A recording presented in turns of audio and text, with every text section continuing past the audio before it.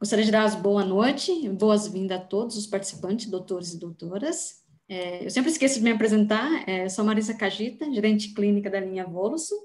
Gostaria de agradecer a participação de todos por esse nosso segundo webinar, né, com o professor Dr. Renato, em ecocardiografia fetal, no nosso Voluso Experience. Falar um pouquinho do doutor, que é curador da Fundação Medicina Fetal Latino-Americana, FMFLA, coordenador do curso de pós-graduação FMFLA Academy, tem um título de especialista em ultrassom geral pelo CBR e Associação Médica Brasileira, diretor científico da Centros, membro da Comissão de Ultrassonografia do Colégio Brasileiro de Radiologia, revisor de artigos da IUM, Fetal Therapy e Prenatal Diagnosis, membro Advisory Board International do ISOOG, e mestre em Ciências pela Escola Paulista de Medicina, Unifesp. Então, hoje, nossa segunda noite, o doutor irá abordar sobre update, guidelines em ecocardiografia fetal de 20 a 24 semanas. Muito obrigada, doutor, seja muito bem-vindo, boa noite. Boa noite, Marisa. Lembrando, eu sempre esqueço de avisar. Durante a sessão, todos podem fazer perguntas, existe um canal lá embaixo, que é o Q&A, ou QEA, onde pode fazer todas as perguntas. Esse é o melhor canal para concentrar as perguntas. Às vezes a gente não consegue ver no chat, né? E aí no final da sessão o doutor irá responder as perguntas. Muito obrigada, doutor. Obrigado, Marisa. Boa noite a todos. Eu queria mais uma vez agradecer a Marisa, o André, todo o pessoal da Gé, o Murilo, que sempre nos apoiam, lembram da gente para trazer para essas experiências da Experience da Gé, é fantástico. A segunda quarta-feira que nós estamos juntos tentando mostrar algumas novidades ou alguns pensamentos a respeito desse tema extremamente importante e apaixonante que é a ecocardiografia fetal. É um tema que me move muito desde 1998, quando, impulsionado pelo professor Philippe Gentil, ele usava uma expressão de democratizar o coração. Por que nós, que vínhamos fazendo ultrassom, não podemos estudar o coração? O coração também é um órgão do feto e a gente tem que estudar, né? E ao longo dos anos, o professor Nicolaides começou a falar de transferência nucal, síndrome de Down, mas num determinado momento isso muda. Nós passamos uma fase onde o feto é analisado não só para avaliação de síndrome de Down, mas hoje a gente sabe que o número de fetos, de bebês que têm cardiopatias é extremamente alto, significativo, comparado com as outras patologias ou até mesmo a síndrome de Down. Nos Estados Unidos, eles falam de 1 cada 100, 1 cada 150 nascimentos ter uma cardiopatia. 40 mil novos casos ano de cardiopatia congênita, e a importância, nós vamos tentar fazer alguns comentários, né? Para iniciar, eu acho que é muito importante a gente sempre entender que o equipamento ele também faz a diferença no diagnóstico e em como a gente pode avaliar esse bebê. Então, a escolha de um transdutor na hora da compra de um equipamento, né? Transdutores que têm profundidade, transdutores que têm alta frequência, transdutores eletrônicos, e um equipamento que tem a capacidade de te dar não só a imagem no processamento em linha, mas também no pós-processamento a gente ser capaz de fazer alguns ajustes, né? E melhorar essa imagem. Uma das coisas que eu sempre tento orientar o pessoal que vem aqui é como ajustar a máquina, né? Então, lembrar que eu trabalho com um preset para ultrassom obstétrico e um preset para ecocardio. E o que varia, paciente variando, eu acabo fazendo meus ajustes e colocando as imagens de acordo com o biotipo da paciente, a posição do feto e as condições que se apresentam para aquele determinado exame. Então, é muito importante que vocês saibam escolher o equipamento que vocês vão trabalhar, se é um equipamento dedicado ou não. No meu caso em específico, o meu equipamento E10 é um equipamento dedicado à medicina fetal, então não estou interessado muito em medicina interna, ginecologia, mama. Meu foco nele é medicina fetal, então minha compra foi dedicada. A gente trabalha com um transdutor de alta frequência vaginal, um 612, trabalha com C29, um microconvexo, mais dois transdutores, um híbrido eletrônico, RNC6, e uma sonda matricial, essa eletrônica, que é fantástica para a ecocardiografia fetal. Como eu comentei no nosso webinar anterior, o que nos move e o que nos também incentiva nesse tempo todo é que a gente tem que entender e tem que fazer esse rastreamento para passar para o cardiologista. Eu não estou falando em nenhum momento que a função nossa é exercer o mesmo papel do cardiologista. Mas sim, nós temos que saber identificar as patologias, senão não chega no cardiologista. Então não adianta, o cardiologista. Não, tem que ter um rastreamento mais forte da nossa parte de obstetrícia e medicina fetal. É uma das causas mais frequentes de defeitos congênitos durante o pré-natal, são as mais comuns e ainda umas das menos diagnosticadas. E a gente tem que melhorar essa taxa de detecção. Por que que nós estamos falando sempre de ecocardio? Porque é muito importante fazer esse exame durante o pré-natal, e a minha mensagem é: toda gestante tem que fazer esse exame. A indicação de ecocardio para mim é estar grávida. Pode fazer crítica, alguma coisa, mas para mim, estar grávida tem que fazer um ecocardio. Identificar os fetos de risco, aumentado cromossomopatia e síndromes genéticas, aconselhamento e manejo obstétrico, envolvimento multidisciplinar e a programação e planejamento do parto. Tudo isso a gente vai abordar nesse nosso bate-papo. Existem duas condições que são pouco feitas, e nessa revisão que eu fiz esse último mês, eu pude encontrar alguns artigos recentes desse ano, de 2020, mostrando uma subdivisão entre um pacote de pessoas, de bebês que são afetados pelas cardiopatias congênitas, e um pacote de cardiopatias congênitas críticas, que é esse grupo que, se a gente não fizer o diagnóstico, a gente pode não estar ajudando. Então, é uma coisa que a gente vai comentar com vocês agora, que as cardiopatias, elas têm essa prevalência de 1 em 100, 150, mas as mais comuns são as menos graves. Então, nós temos sorte que as que têm mais frequência, mais prevalência, como os defeitos de septo interventricular, atrial, atrioventricular e ducto arterioso patente, que é pós-natal, elas não causam um dano severo ou morte ao nenenzinho, uma mortalidade elevada. Onde nós temos que atuar são nas cardiopatias congênitas críticas. Mas aí a gente vê um outro número. E esse número que eu encontrei é de 1 em 500, que não é um número baixo e é mais prevalente que a síndrome de Down. Ou seja, ainda nós estamos falando de uma prevalência maior do que a síndrome de Down, que todo mundo fica preocupado.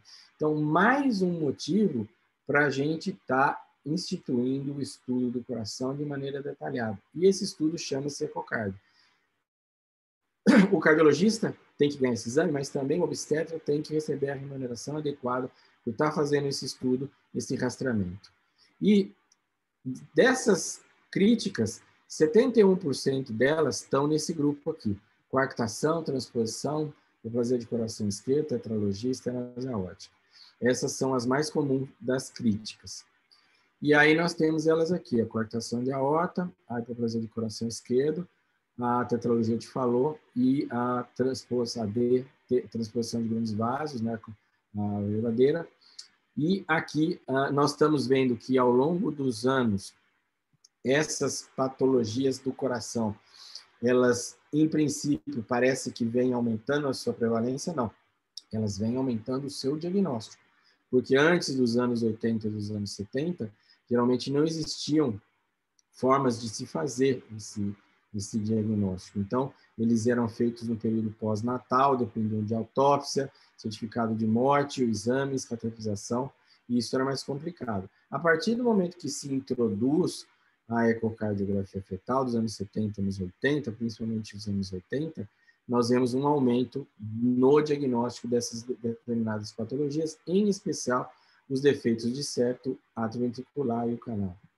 Então, a prevalência por milhão, vocês vão ver que nós temos, entre as mais frequentes aqui, o defeito de septo, 3.570 para cada milhão, 941 defeito de septo, e depois pulveriza de maneira geral. E vocês veem, por exemplo, o Epstein, é uma prevalência muito baixa. Então, provavelmente, a gente vai encontrar muito pouco com Ebstein durante a nossa vida, fazendo exame de rotina de rastreamento, porque é uma patologia de prevalência muito baixa.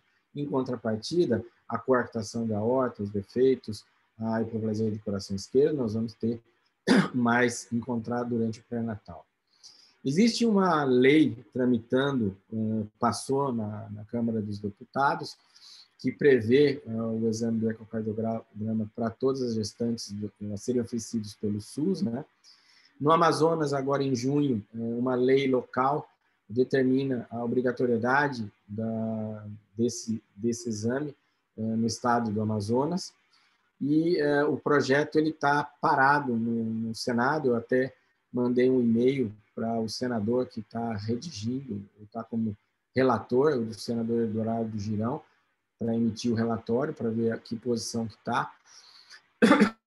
para ver se essa lei passa e a gente acaba podendo já, com isso, tendo esse benefício até para os pacientes do SUS. A gente não tem nem para os pacientes dos convênios, né? Mas eu acho que essa lei vai mostrar realmente a importância de tudo isso que a gente está comentando com vocês, né?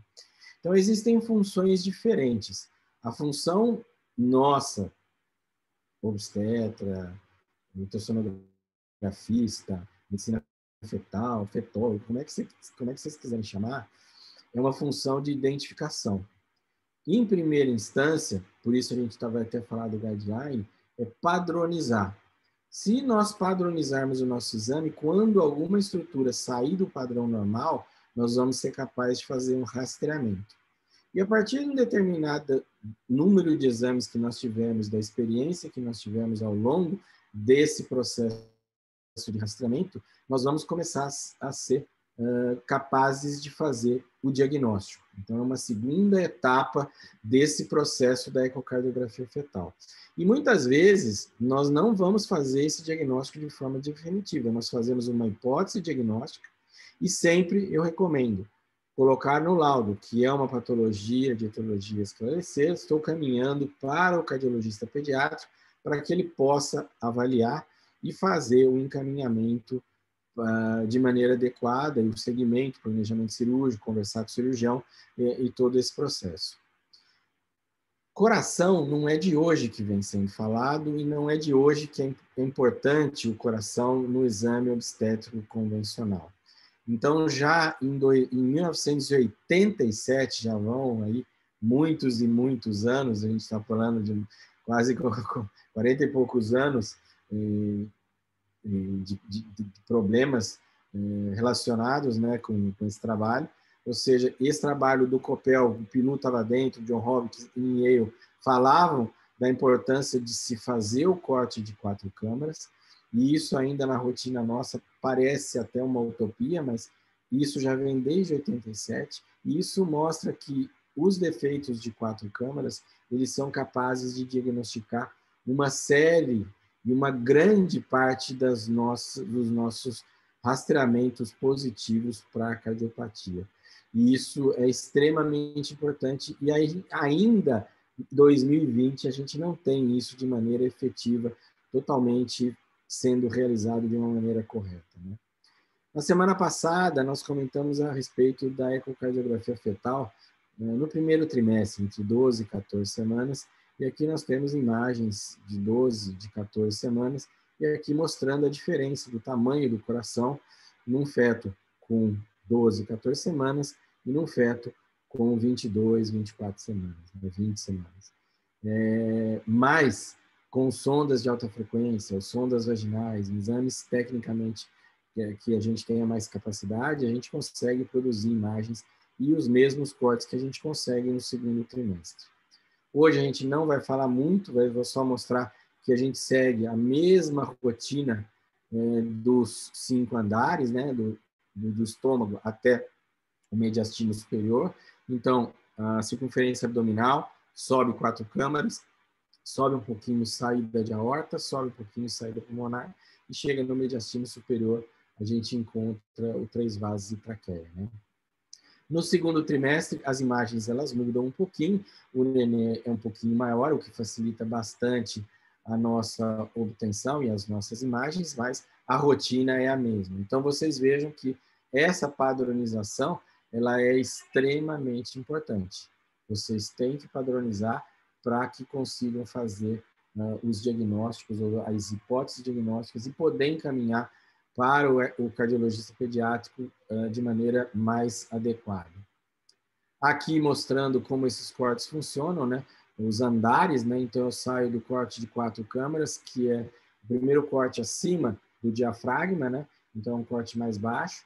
Depois eu faço um corte obliquado, pegando a saída da aorta, a saída da pulmonar e aqui em cima o mediastino, para vocês entenderem como é que a gente faz essa varredura. O transdutor, a mão fica parada, a gente só bascula. Mesma coisa quando faz como se fosse uma varredura tridimensional. O guideline, nós não vamos comentar especificamente do guideline de maneira tão chata, nós vamos tentar comentar o guideline ou padronização de uma forma mais ampla. O professor Felipe Janty, esse desenho é dele, mostrando a identificação do sítio, né, dos órgãos, como os órgãos estão dentro do tórax e dentro do abdômen. Isso é extremamente importante, porque desvios do eixo do coração podem nos fazer pensar em algumas patologias.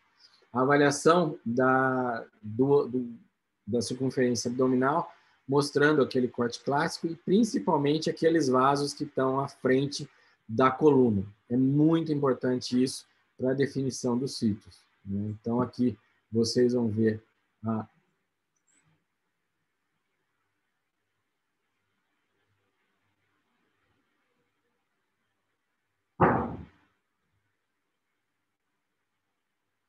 Marisa? Estou escutando, doutor. Posso seguir? A Cris falou para mim. Tá tudo direitinho? Tá. Então tá bom. Tá vendo, então.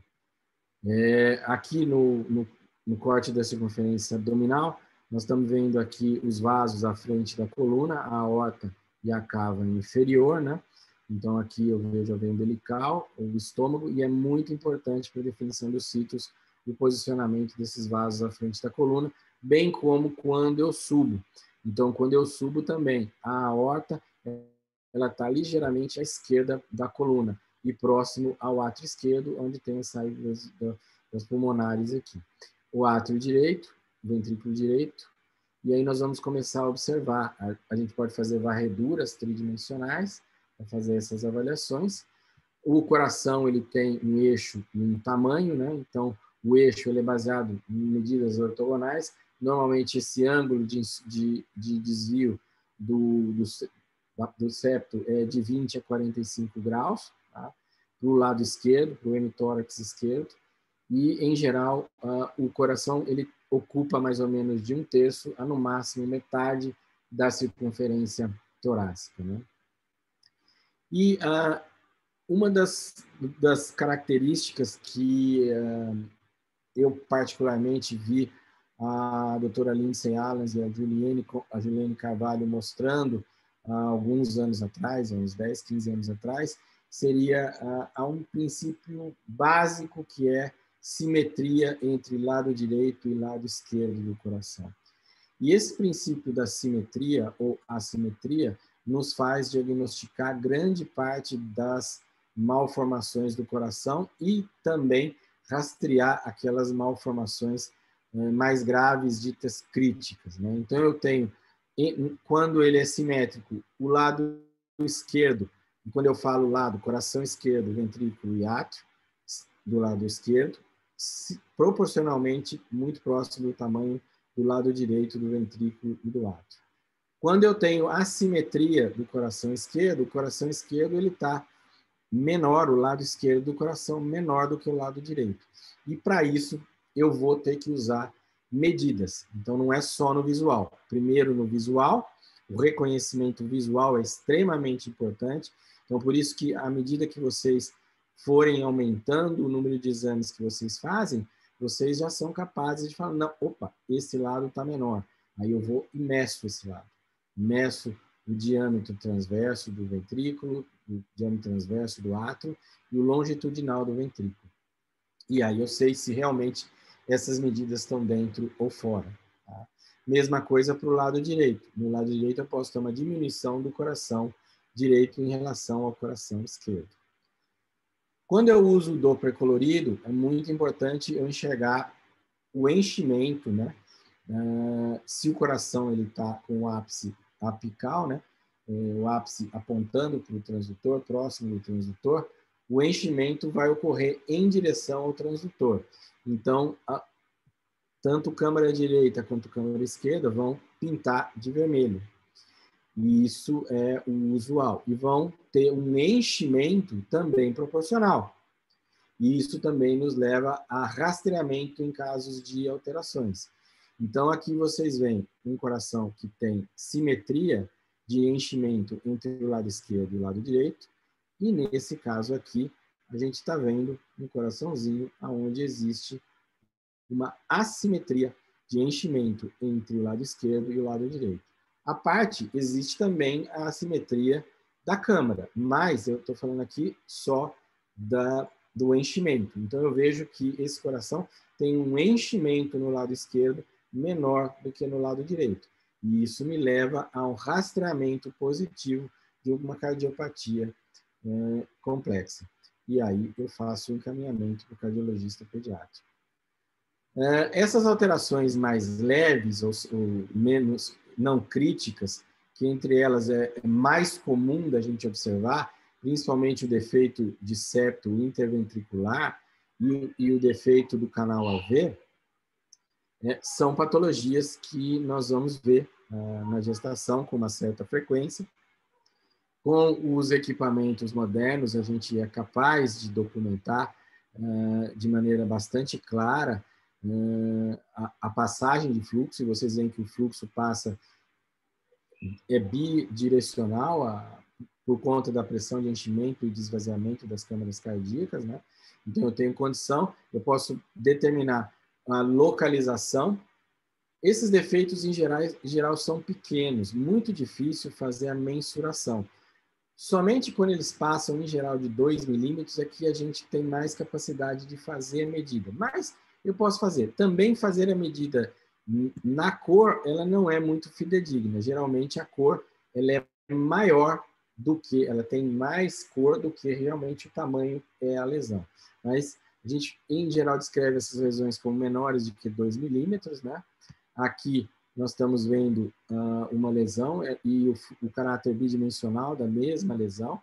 Então, vocês veem o fluxo na sístole e o fluxo na diástole. Tá? Então, vocês veem ali. E, às vezes, pode ter 2 canaizinhos ali. Tá? É mais raro de ele ser um furinho só. Às vezes, a gente não consegue documentar isso. Mas aqui a gente vê. E até na escala de cinza, se a gente conseguir tirar a cor aqui, ó, vocês veem aqui essa ecogenicidade que ocorre nas pontas do defeito. Então, isso também é um achado que pode ser visto por vocês. E outra situação é vocês colocarem o coração na vista lateral sempre que forem fazer essa avaliação, né? E observarem aqui o esforço que se faz, a passagem com alta velocidade, e podem até colocar o Doppler aqui e escutar o sopro. Essa lesão ela causa um soprinho. Então você pode escutar, ao escutar também o barulhinho aqui desse fluxo nessa região que a gente está vendo aqui. E obviamente que o efeito Doppler aqui ele é excepcional porque ele está a 0 grau em relação ao transdutor. Aqui uma outra forma de demonstração, vocês estão vendo aqui o defeito aqui e a passagem de fluxo de um lado para o outro, com a subtração da escala de cinza, deixando uma sensação tridimensional.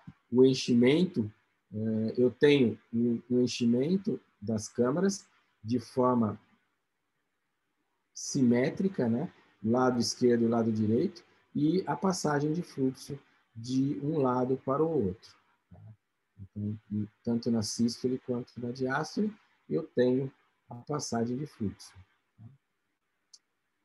No defeito do canal do coxim endocárdico, do canal AV, eu tenho um defeito que, aparentemente, quando eu comecei a ver, eu ficava desesperado, porque para mim era uma patologia muito grave, que precisava nascer no hospital, e, na verdade, a gente, ao longo do tempo, aprendeu que essa é uma patologia menos grave, não crítica, que ela pode ser operada depois de 3 a 6 meses do nascimento. Então, é muito importante que vocês definam algumas alterações. A não presença da cruz, tá? Então, lembrar que o coração ele tem esse coxinha endocárdico, onde as válvulas do septo ficam apoiadas, e nesse caso eu não tenho. Eu tenho um defeito do septo, uma comunicação interventricular e uma ausência total aqui da região da cruz e, portanto, uma comunicação atrioventricular. A gente chama um canal AV. Aqui eu tenho a imagem da cruz e aqui a imagem do canal AV. Então, essas situações, essas imagens, essa imagem, para mim, está normal. Essa imagem aqui já me chama a atenção e eu falo, não, num jogo de 7 erros, essa imagem aqui é anormal, essa imagem é anormal. Depois eu vou definir o que é anormal. É anormal por quê? Porque existe uma comunicação entre os ventrículos e dos ventrículos com os átrios. Ou seja, os átrios se comunicam entre si, os ventrículos se comunicam entre si e os átrios e os ventrículos se comunicam entre si. Tá? A assimetria de coração esquerdo. Tá? A assimetria de coração esquerdo, eu vou falar dessas críticas, que é para que vocês possam... a gente não vai ter tempo de falar de todas as patologias, mas eu queria comentar alguma coisa a respeito da importância da assimetria no diagnóstico dessas patologias, que são as mais frequentes entre as condições críticas, as cardiopatias críticas, né? Aqui, voltando a falar do guideline, né, o trato de saída, tá, do átrio direito. Aqui vocês veem, na sístole, né, eu tenho o sangue saindo, então ele vem aqui. Aqui a imagem, que é parecida com o pé da bailarina, que a Lilian descreve, né? Então o sangue está vindo pela saída da aorta, ele está saindo, ele está se afastando do transdutor, então ele pinta de azul. E o sangue enche através da válvula mitral e sai através da saída da aorta. Então, aqui vocês veem esse momento. A fase de enchimento, ou seja, via de entrada, via de saída, via de entrada, via de saída. E aqui, de maneira tridimensional, vocês veem a anatomia tridimensional desse streaming de fluxo, né, que ocorre.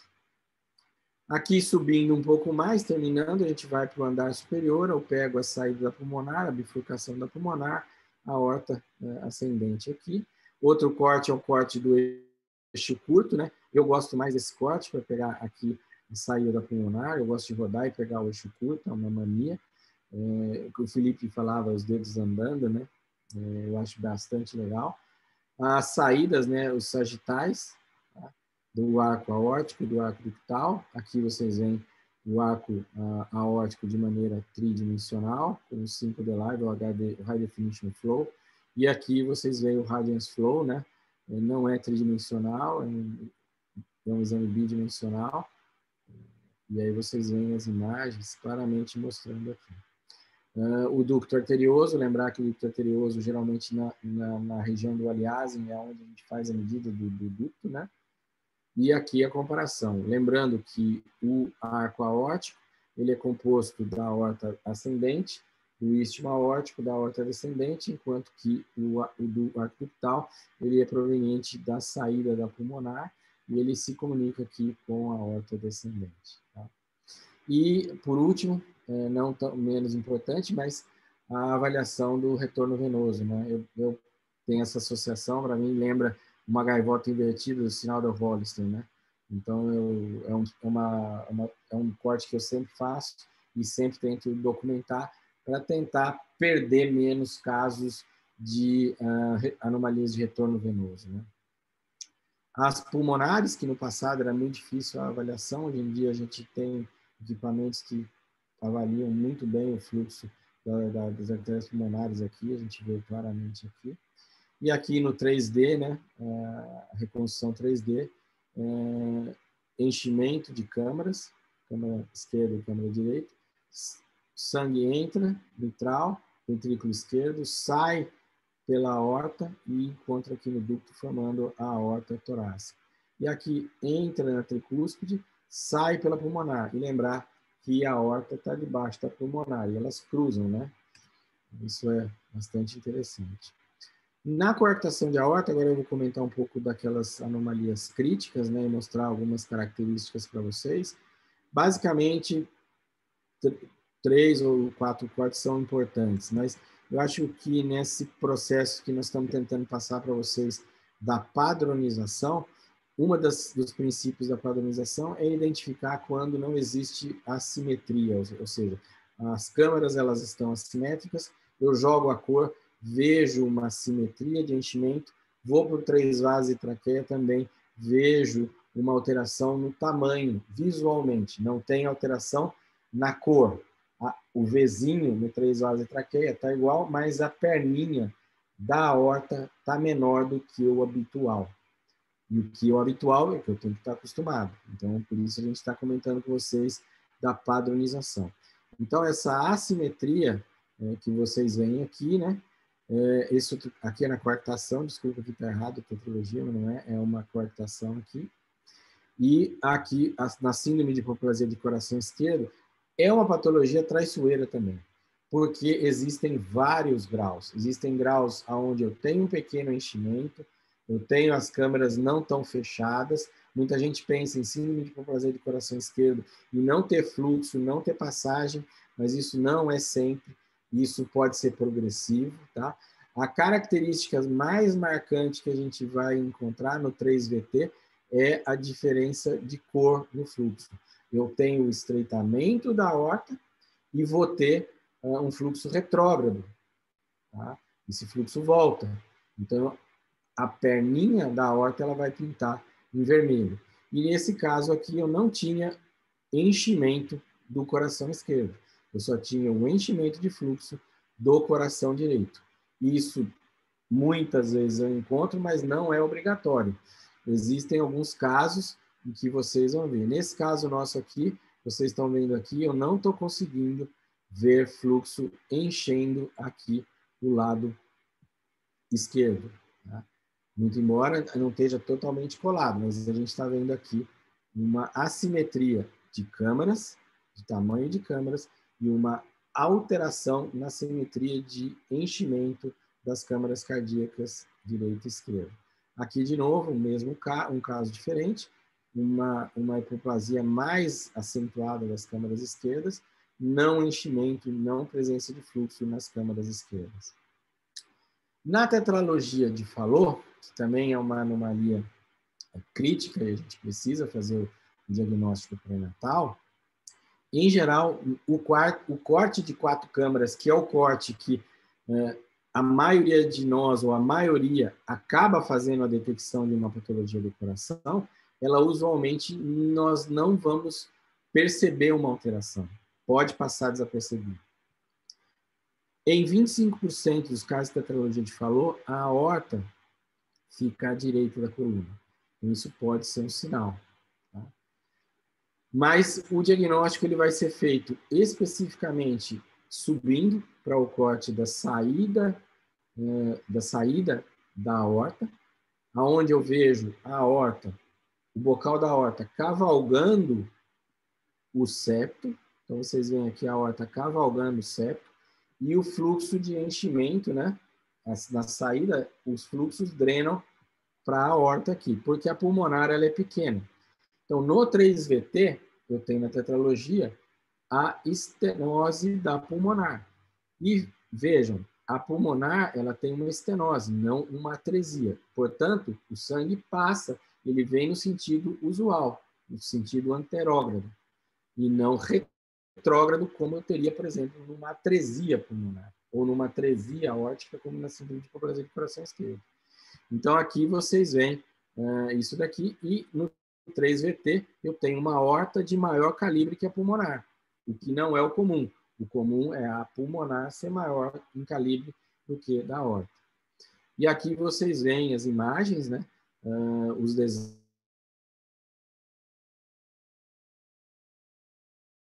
da aorta, está bem alinhada com o septo. Tá? E aqui vocês veem o fluxo aqui. Separando. E agora, por mais um caso diferente, na transposição de grandes vasos, vocês veem os vasos saindo em paralelo, né? Aqui não vai estar funcionando, parou. Mas vocês vejam, 4 câmaras normal. Já tanto na saída quanto no 3VT eu tenho alteração.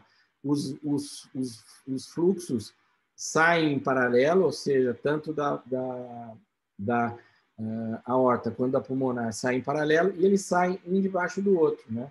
Então eles saem paralelos um em cima do outro. Então eu não consigo ver o vaso porque um está em cima do outro. Aqui a saída, tá? E aqui a disposição em paralelo. Nesse caso eu tenho a transposição, a detransposição, né? Onde eu não tenho inversão dos ventrículos, né? Então, o que eu quis mostrar para vocês é que esses fatores que podem aumentar a nossa capacidade de taxa de detecção, elas estão relacionadas à nossa capacitação, treinamento, ou seja, frequentar locais onde sejam um centro de referência, sempre tentar padronizar o exame, né? Identificação de marcadores de cromossomopatias e a ecocardiografia ser um exame padrão entre 20 e 24 semanas em todas as pacientes. Uma vez que aquele estado que a gente aprendia desde a faculdade, de história interior, cardiopatia congênita, não sei o quê, não vai rastrear mais do que 5, 10%. A maioria das cardiopatias, elas vêm de população que não tem nenhum problema. No primeiro trimestre, se tiver que avaliar o coração, ou se não pode esquecer de olhar o coração, é quando a TN está aumentada, em especial quando a TN está acima de 3,5, e se algum marcador daqueles marcadores ducto, regurgitação ou sinusal estiver alterado, ou se eu encontrar alguma anomalia anatômica durante o exame. Sempre tentar olhar o coração, não só no 4 câmaras, mas 3 vasos e traqueia. É uma excelente oportunidade e vocês vão ficar surpresos com a capacidade que vocês têm de mostrar o coração no primeiro trimestre. Uma das coisas que aumentam a nossa taxa de detecção, mas que não é um prêmio para nós, sempre que tem uma alteração anatômica, é muito comum eu ter uma alteração do coração, principalmente nas síndromes genéticas e nas anomalias cromossômicas. Então, as anomalias extras, ou seja, malformações que eu encontre durante um exame de ultrassom, elas fazem aumentar a taxa de detecção. Mas não porque eu estava procurando especificamente no coração, mas sim porque eu tive uma advertência de que tem outra malformação e eu tenho que olhar o coração. E isso a gente tem que inverter um pouquinho. Eu não posso ficar só esperando ter uma malformação, esperando ter uma indicação. Não, eu tenho que correr atrás para tentar buscar. Então, os marcadores ecográficos, eles aumentam por tabela a taxa de detecção. Mas é um aumento falso, porque é um aumento que é baseado porque eu encontrei alguma coisa.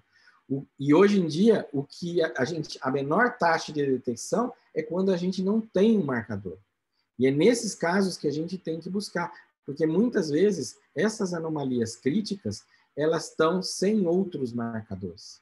Então, eu perco essas malformações críticas e perco a chance que esses nenezinhos teriam, né?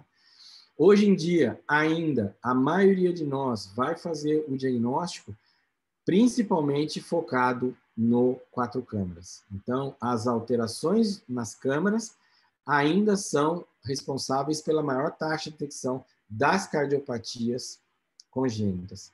Porém, as alterações de via ainda são responsáveis pouco pelo aumento dessa taxa de detecção. Então, nós temos que melhorar a capacidade da nossa população de ultrassonografistas, fetólogos, qualquer pessoa que esteja fazendo ultrassom, que elas sejam capazes de olhar não só 4 câmaras, mas também olhar as vias de saída e muito importante, nunca deixar de olhar 3 vasos de traqueia. Hoje em dia é consenso, um exame sem avaliação até chegar a 3 vasos de traqueia, ou seja, sem 3 VT, é um exame incompleto. Tá? Então, o objetivo é sempre ter em mente. Hoje, a gente sabe que as cardiopatias elas têm uma prevalência de 1 em 100, 150, mas aquelas críticas, hoje, elas estão em 1 cada 500 incidentes. E isso reforça a necessidade da prevenção primária, ou seja, o rastreamento e o diagnóstico. Muita atenção deve ser dada ao diagnóstico pré-natal. Não é um exame social, não é um exame para fazer gracinha, não é um exame para nada, é um exame técnico, é um exame que precisa ter muito cuidado, principalmente quando está no coração. A diferença de uma distração nesse momento pode custar a esse nenê um problema lá no futuro. Então, nós precisamos que as pacientes entendam que nesse momento a gente precisa ter tranquilidade para fazer um exame bem feito e também quanto à remuneração. Os convênios ou particulares, também você precisa ter uma remuneração digna para você poder estar fazendo uma inversão num equipamento adequado e ter um tempo adequado para você fazer o estudo. E com isso, nós vamos ter uma maior taxa de detecção, e isso é muito importante, porque vai ter um impacto na morbidade e sobrevivência. Então, quando eu aumento a taxa de detecção, eu vou melhorar as condições desse nenenzinho no pós-natal, dando chance a alguns que não teriam chance. Então, por exemplo, um nenê que tem uma cardiopatia crítica e está numa cidade que não tem nenhuma possibilidade de tratamento, ela tem possibilidade de se deslocar para um outro centro e receber um tratamento digno, adequado e até que ofereça a possibilidade de uma cura desse problema que ela vem apresentando. E, por último, gostaria de reforçar a importância da genética. Hoje, a genética ela não pode ficar mais só na avaliação cromossômica clássica. Ou seja, se a avaliação de cromossomopatias por alterações numéricas tiver normal, nas cardiopatias é recomendável que você faça um estudo, prossiga com o microarray. Então, isso também é um fator que a gente está começando a descobrir mais alterações, né? De maneira geral, era isso que eu queria comentar com vocês. Espero que tenha sido possível escutar nesse webinar. Fico aberto a perguntas, a gente tem mais ou menos 15, 20 minutos para que eu possa responder as perguntas de vocês. Mais uma vez, Marisa, obrigado. André, obrigado. Murilo, da oportunidade de estar aqui com vocês e de poder mostrar um pouquinho do trabalho que a gente vem fazendo e também da parceria, do apoio que vocês dão para a gente. Nós é quem agradecemos, doutor. Muito obrigada pela aula, excelente aula, como sempre. E a gente ficou olhando as imagens, assim, encantadoras, né? A gente ficou olhando e falando, nossa, como é que... Então, os doutores sempre perguntam, como fazer, como fazer? E os doutores estão sempre tímidos, né? Não tem pergunta hoje? Teve uma doutora que perguntou, mas foi o que o doutor acabou falando na aula e eu enfatizei sobre os tipos de transdutores que o doutor usa. Sim. Tem o doutor Fábio Moraes. Doutor Renato, tem observado, acho que deve ser remodelação cardíaca em fetos com retardo do crescimento fetal. Trabalho da doutora Fátima Crispi de Barcelona. Sim. Ele tem observado remodelação cardíaca. Sim, na verdade, Fábio, é uma coisa que a gente está começando a estudar agora com o Fetal Skill. A gente está com um projeto agora na Escola Paulista, a Marisa, o André estão ajudando a finalizar o processo de formatação, né, de clearance, compliance, essas coisas todas, para a gente poder estar fazendo um trabalho lá. Mas, sim, isso é um problema que essa remodelação ela ocorre de maneira precoce, mesmo nas restrições não graves, restrições leves ou moderadas, elas já acontecem, e essas remodelações podem interferir no futuro. Sabe-se que alguns desses nenezinhos que sofrem de restrição de crescimento, eles já têm um aumento da espessura da íntima na aorta. Então, esses nenezinhos já nascem predispostos a ter hipertensão na quarta década, quinta década, e até mesmo algumas fragilidades capilares e fragilidades de aorta ao longo da vida. Essa remodelação, sim, ela ocorre, e eu acredito que agora vai começar a poder estudar com algumas ferramentas de avaliação da função cardíaca. Eu não entrei muito em detalhe nisso, porque é um tema bastante complexo, e a experiência nossa ainda não é tão grande nisso, mas, sem dúvida nenhuma, é um foco que 2021 a gente vai abordar com bastante intensidade. Doutor João Agueira, como desconfiar de uma cardiopatia ducto-dependente? Na verdade, a cardiopatia ducto-dependente é uma cardiopatia crítica, ou seja, você tem que, ao longo dos exames que você está fazendo, você está avaliando. Mas, de maneira grosseira falando, aquelas patologias onde você tem fluxo reverso no ducto, ou numa hipoplasia de coração esquerdo, uma atresia pulmonar, onde você tem o fluxo de caminho contrário que depende do ducto para ela ficar podendo se manter. Se você fecha o ducto, essa circulação ela inexiste. Então, é um achado que você tem que ir aos poucos ir olhando, né? Mas o fluxo reverso no 3VT mostra uma patologia ducto-dependente de uma maneira bastante tranquila. Um doutor anônimo. Paciente em terceiro trimestre, com o primeiro exame na clínica, sem avaliação prévia pelo ecocardiografista atual. Quando é possível fazer apenas avaliação 4 câmaras e 3VT? Qual a sensibilidade de detecção de cardiopatias nesses casos?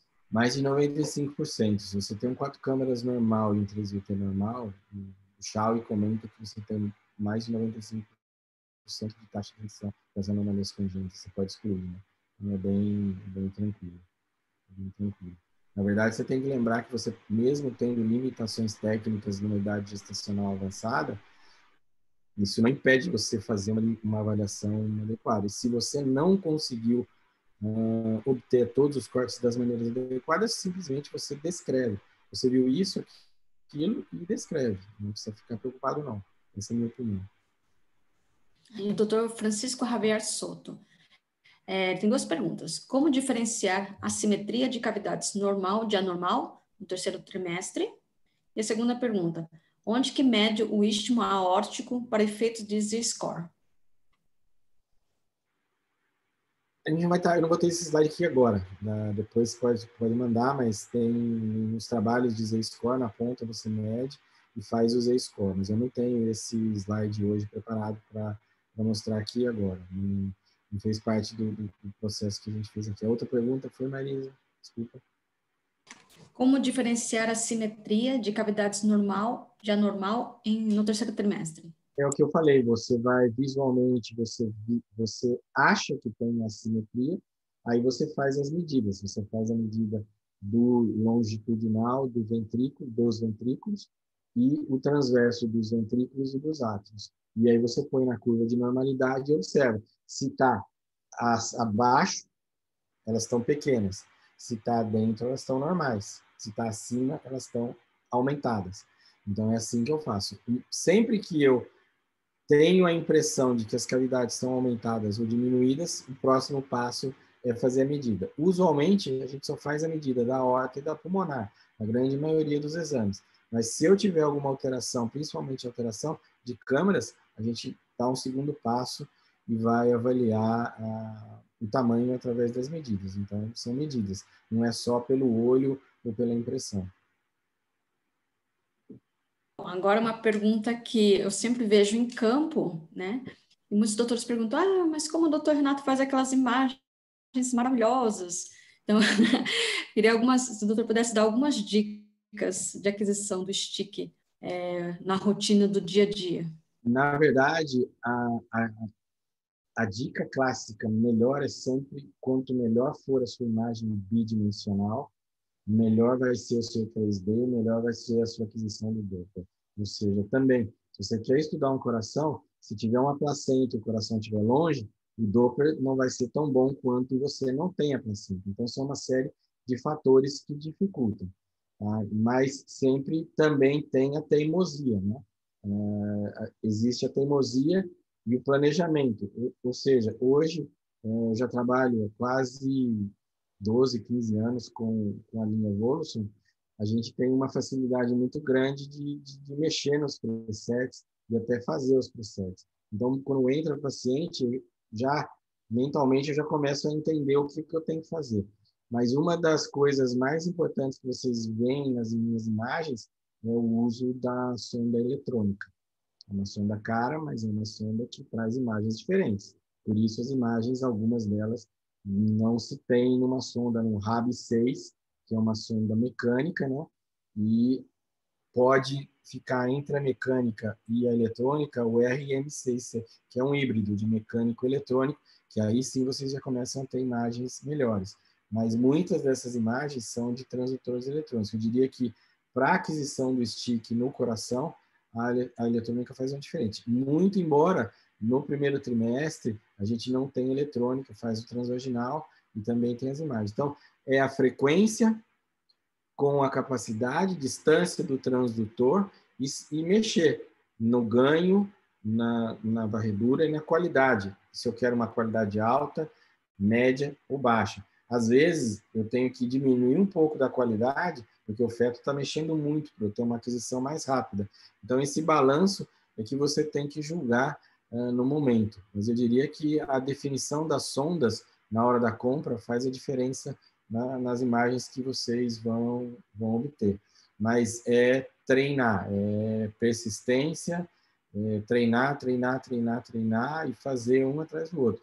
Geralmente eu recomendo, se vocês querem melhorar, deixar uma paciente bacana para o final do dia, 1 hora você ficar mexendo na máquina, mexendo em teclado, fazer se divertindo para tentar se familiarizar com o equipamento para produzir as imagens. As imagens não saem sozinhas, as imagens têm suor ali, né? Não é de um dia para a noite que conseguiu essas imagens. Então, e hoje em dia já é um pouco mais automático, mas mesmo assim, vão ter equipamentos novos. A gente está louco para chegar a BT20, para já ver um aumento na melhora, na aquisição, na velocidade, mas a gente tem imagens aí de 2008. No vaginal, de atresia tricúspide no primeiro trimestre, de 2008. Então, no RIC6. São imagens espetaculares, que usa até hoje. São equipamentos de 2008. A gente está falando de muito tempo atrás. Então, mas é suor e sacrifício. É sentar na frente do equipamento e mexer nele, né? Ajustar ganho, profundidade, tem placenta na frente, tem líquido. Muitas vezes, a Marisa veio aqui, ela sabe, eu começo o exame com uma sonda, passo para outra, não gostei, passo para outra, volto para a primeira. Então, às vezes, eu testo 2 ou 3 sondas no mesmo exame, para ver qual a sonda eu estou mais feliz com as imagens, feliz com o Doppler, e aí sim você vai ter. Então, é uma briga constante de tentar e tentar e tentar, e às vezes a gente consegue. Apareceu uma... Rubens Zuniga. Semana que recomenda fazer ultrassom e que tipo de programa nos brinda melhor nitidez? O ecocardio, eu acredito que hoje aqui no nosso país, no Brasil, entre 20 e 24 semanas. Ideal, entre 22 e 28 semanas. Eu acho que esse é o período que pode ser feita a ecocardiografia. Então, e mais uma vez, deve ser feito em todas as gestantes. Não fico só nas gestantes que tem indicação, não. Para mim, toda gestante entrou, eu tenho que provar que aquilo fez. O que eu penso quando eu entro para fazer um exame? Que aquele neném é mal formado. Eu tenho que mostrar nas minhas fotos que ele é bem formado. Então, essa é a minha filosofia quando eu entro para fazer um exame. Aquele neném está mal formado. O que eu vou fazer? Eu vou fazer todas as imagens que mostram que ele é bem formado. Eu faço ao contrário. Então, a chance de eu encontrar mais coisas, ela é maior, porque eu não entro achando que aquele nenenzinho é bem formado. Se eu achar que ele é bem formado, eu vou perder patologias. Então, se eu achar que ele tem 2 braços sempre, nunca vou fazer um diagnóstico. Se eu achar que o coração dele é bem formado, eu não vou fazer. Então, eu entro tentando mostrar. Eu mostrei os 2 braços, eu mostrei as 2 câmaras do coração, as câmaras estão simétricas, têm tamanho bom, e eu vou seguindo. Programa, não tem. Eu uso o preset de ecocardio e o preset de ecocardio que veio da fábrica. Eu faço alguns ajustes meus e vou trabalhando. Mas sempre eu tenho um preset. Eu tenho 2 presets só. Daquele monte de preset ali, eu uso 2. Eu uso o primeiro, que é para fazer obstétrico em qualquer época da gestação, e o outro que é de ecocardio. Não uso mais nenhum outro preset. Eu uso 2 presets. E desses presets eu ajusto de acordo com o tipo de paciente, posição, e faço o exame. Certo. Isso a Marisa já viu, que é verdade. Já vi. Todo mundo fala assim, cadê os presets do Dr. Renato? Assim, mas o Dr. Renato só tem 2. Vai ajustando assim, né? O Dr. Fernando Marins perguntou assim, tem algumas patologias cardíacas associadas a derrame pleural, só visto no terceiro trimestre, 36 semanas, porque ele achou o calibre das veias cavas aumentadas também, e veio como um eco fetal normal. Então, na verdade, a gente tem que lembrar que algumas patologias podem se apresentar de uma maneira mais severa no final da gestação.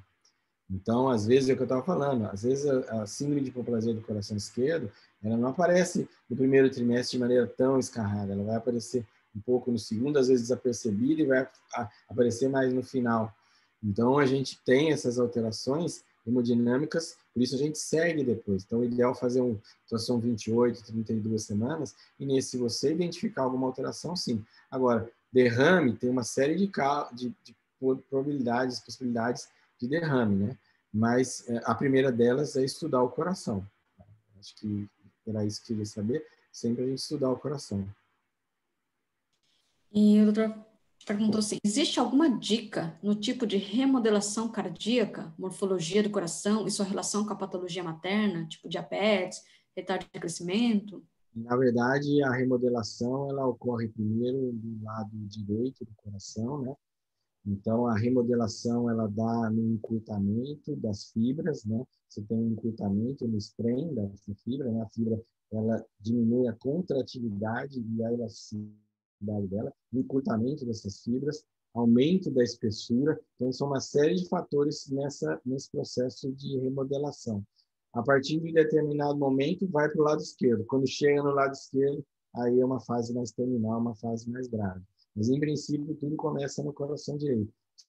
Você vai ter alteração de tamanho, de espessura, de contração. E isso mais para frente a gente pode marcar um webinar para o ano que vem, mas da função cardíaca e do epithelial para mostrar para o pessoal que agora que a gente está com ele liberado aqui, liberou semana passada. Então, Sim. embora eu já tenha trabalhado com ele, já há 2 anos a gente está olhando, estudando, mas agora que a gente vai ter oportunidade de aumentar uma casuística e de interpretar muito, né? Se você olhar o relatório que solta o efeito de custo, você fica louco. Um monte de gráfico, não sei o quê, não sei o quê. Não, mas no final faz sentido, você começa a entender.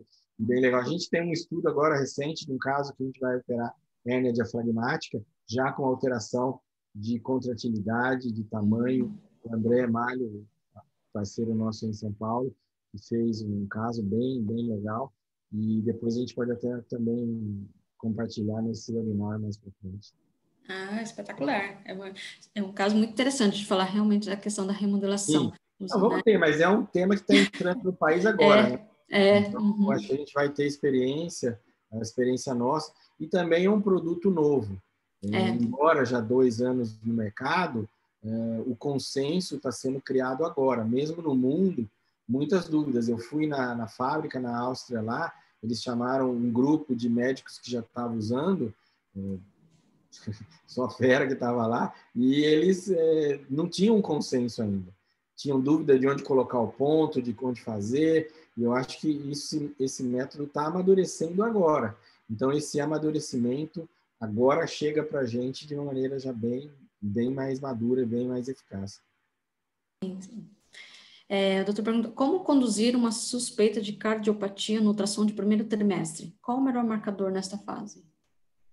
Na verdade, os marcadores todos, né? Transcência aumentada, ducto venoso aumentado. Esses são os marcadores mais fortes para a cardiopatia, né? E daí, em geral, eu sigo fazendo um vaginal até 16 semanas. Tá? Depois, eu avalio que tipo de suspeita eu tenho Normalmente a gente já encaminha para um cardiologista pediátrico também, a paciente já fica... E também o aconselhamento citogenético. Então, são essas formas que a gente acaba conduzindo frente a uma hipótese diagnóstica de uma cardiopatia congênita, principalmente de uma cardiopatia complexa ou dita dessas críticas, né, mais graves. Bom, então vamos lá para a última. Eu não sei que palavra é essa em espanhol, mas ele pergunta assim, qual a experiência rearregos, não sei o que, cromossômicos. Qual a experiência em Nos relação... microarray, né? Os microarray. mais Na frequência... verdade, a gente tem pedido e os geneticistas ainda têm pouca experiência nisso. Deixa eu ver se tem aqui a mensagem.